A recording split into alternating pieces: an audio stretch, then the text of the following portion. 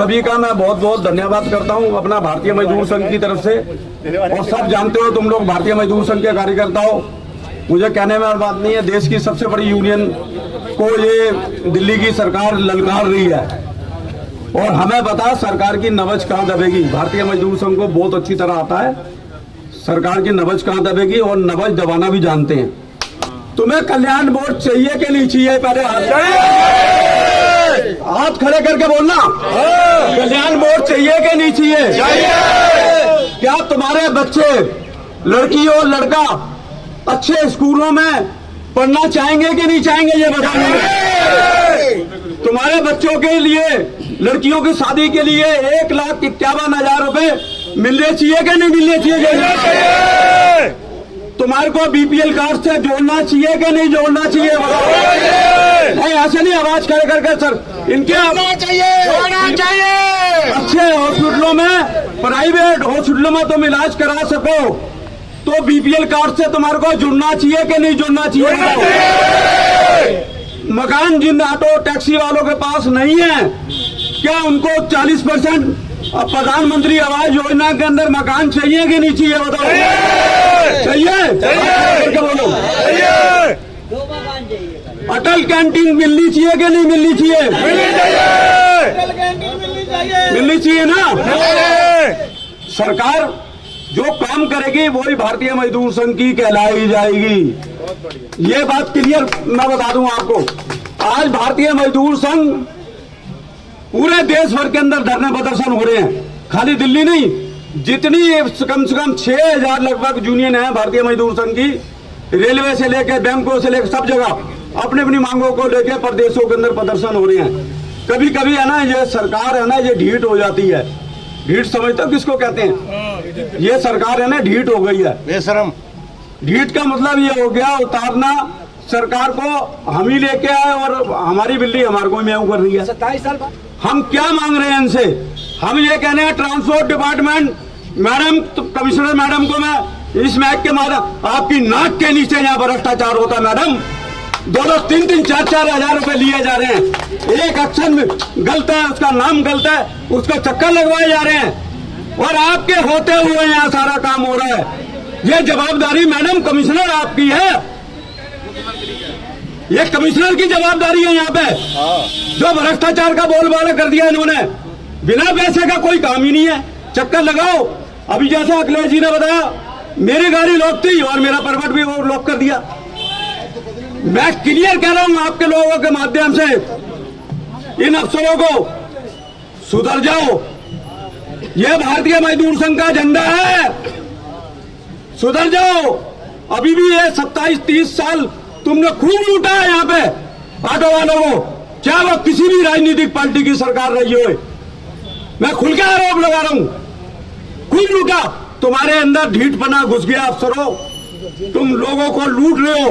तुम सरकारी अफसर नहीं हो, तुम अली बाबा चाली चोर लुटेरे हो।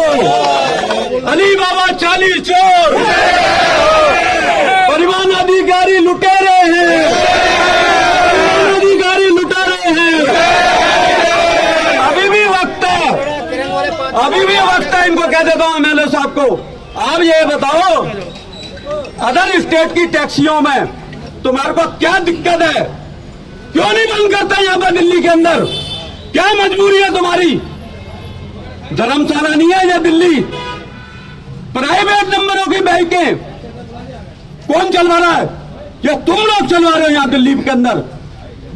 तुम्हारी मिली भगत हो सकती है ओला उबर कंपनियों से, तुम लोगों हमारे लोगों का रोजगार छीन रहे हो दिल्ली के अंदर। जुगाड़ू रिक्शा कितने चल रहे हैं? जुगाड़ू रिक्शा 800 रुपये महीना एंट्री आती है, 800 रुपये महीने। ये सारा का सारा जो खेल हो रहा है, और ये निकम्मे साबित हुए हैं परिवहन विभाग के अधिकारी, निकम्मे साबित हुए हैं, निकम्मे साबित हुए। ये रोक ही नहीं सकते इसको। क्या चूड़ियां पहन रखी है तुमने? तुम चोरी करवा रहे हो टैक्सों की यहाँ पे, तुम गलत काम करवा रहे हो, तुम्हारी नाक के नीचे गलत काम हो रहे हैं। अभी जितने भी अधिकारी हैं ये सारे, मैं महाराष्ट्र सरकार को धन्यवाद देता हूं। एक झटके के अंदर वहां के मंत्री ने कह दिया, अगर कोई प्राइवेट नंबरों की मोटरसाइकिलें मुझे मिल गई, सवारी उठाते हो मैं जेल में भेज दूंगा। करके दिखाओ तुम ऐसा काम करके दिखाओ यहाँ पे। और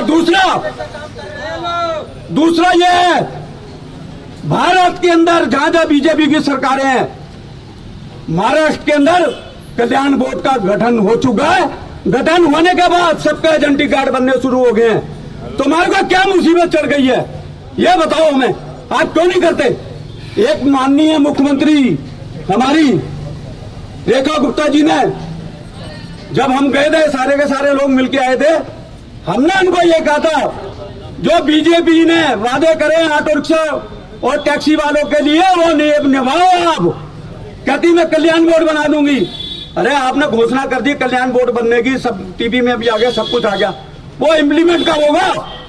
हम ये पूछना चाहते हैं, वो इम्प्लीमेंट कब करोगे? ये चीजें ऐसी हैं, ये तुम्हारे से जुड़ी हुई हैं, तुम्हारे परिवार से जुड़ी हुई हैं। अगर जिस समय ये वेलफेयर बोर्ड लागू हो गया, ये समझ लेना तुम्हारे बच्चों का फ्यूचर सिक्योर होगा, सारा कुछ बहुत अच्छा होगा। और जब तक मैं हूं, 35 साल होगा मुझे काम करते हुए यूनियन के अंदर।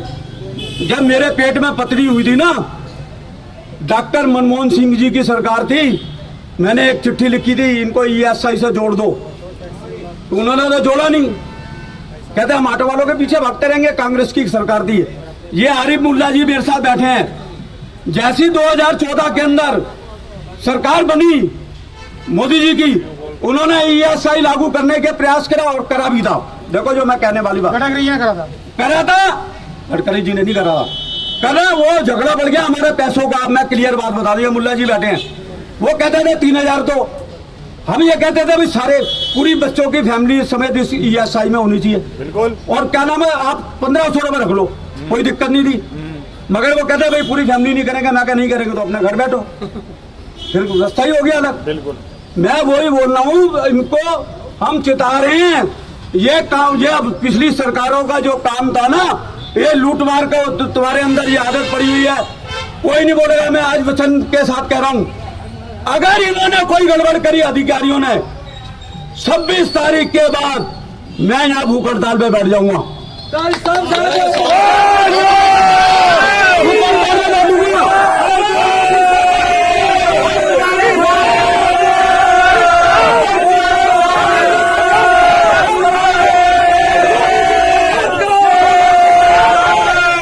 भूख हड़ताल में बैठते ही परिवहन मंत्री भूख हड़ताल में भूख हड़ताल में बैठते ही फिर मैं ये नहीं देखूंगा सरकार किसकी है किसकी नहीं है।